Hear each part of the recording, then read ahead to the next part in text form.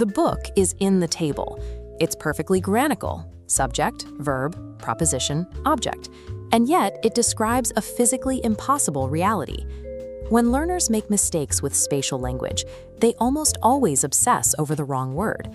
They scrutinize the preposition itself, completely ignoring the noun that anchors the end of the sentence. Prepositions function as mechanical connectors, their usage governed entirely by the physical attributes of the objects they link. Look at the subject-verb-preposition-object formula. The syntax tree expects the preposition to rigidly link the action and object, but grammar only provides permission. The physical reality of the object acts as a gatekeeper, rejecting any link violating its structural properties. This friction between what the formula allows and what reality permits is the plausibility gap. It is the exact location where flawlessly constructed sentences break down into nonsense. To navigate this gap, you have to analyze the noun. A table is structurally defined as a flat horizontal surface supported by legs. It has length, width, and surface area, but it inherently lacks the physical dimension of containment. Because a table contains zero interior space, the preposition in is blocked by reality. Unless your subject is a termite burrowing through solid wood, you cannot be inside a table. Memorizing syntax formulas yields nothing if the resulting sentence violates the spatial physics of the noun you are referencing. If we alter the physical environment by choosing a noun that actually possesses internal volumetric space, the entire equation shifts. Swap the table for a drawer. You have instantly introduced a defined volume with walls, a floor, and depth. The drawer supplies the specific spatial attribute required by the word in. The preposition remained identical, but because the physical parameters of the noun changed, the sentence is instantly validated. This exposes the systemic failure of rote memorization.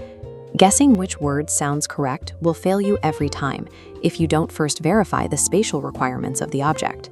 Shape and volume are only the beginning. Mathematical plurality exercises the exact same control over your syntax. Consider the connector among. It carries a strict mathematical parameter. It demands a target noun with a quantity greater than 1. You cannot position a subject among a single cylinder, but multiply that target into a cluster, and the environment satisfies the equation. A single isolated object restricts you to singular spatial connectors like at or by. Those words function perfectly without the requirement of a surrounding crowd. Numerical quantity dictates connector selection just as forcefully as physical shape. Prepositions operate as strict mathematical equations. They demand highly specific variables from the target noun, and if the noun cannot supply them, the connection shatters. We can introduce a third dimension to this syntax engine: kinetic energy and directional vectors. Take the verb to be. It describes a static state of existence, completely devoid of motion. The preposition to, however, requires a directional vector. It maps a trajectory toward a destination. Phrasing like "I am to the table" fails because the static verb provides zero directional movement. There is no vector for the preposition to attach to.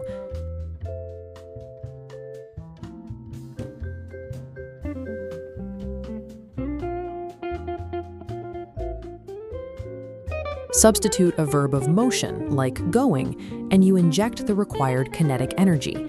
The vector is established and the logical equation is repaired. This highlights the distinction between a word fulfilling a grammatical requirement and a word delivering actual semantic content. Watch a figure move across a vertical axis, walking up a flight of stairs. The word up holds the distinct spatial payload. It isolates and dictates the exact upward trajectory of the kinetic action. Remove that specific spatial data from the sentence. The grammar holds together, but the meaning evaporates. The specific direction of reality is lost. Verbs act as the kinetic engine, but the prepositions steer the precise spatial trajectory of the action.